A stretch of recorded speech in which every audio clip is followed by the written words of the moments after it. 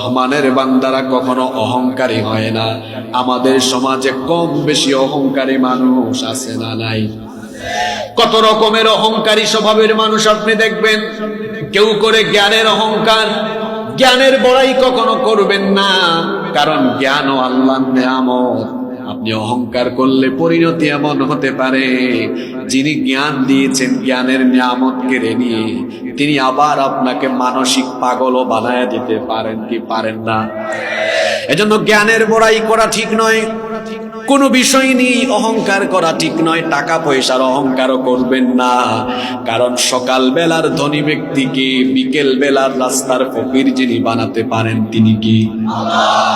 ক্ষমতা পেলে অহংকার করবেন না। তবে আমাদের স্বভাব হলো এমন, আমরা ক্ষমতা পেলে ভাব সাবুলটাই ফেলি, চেহারা স্বরূপ একটা মুশন কাজ করে। এমন মানুষ তো আমার সমাজে নাই।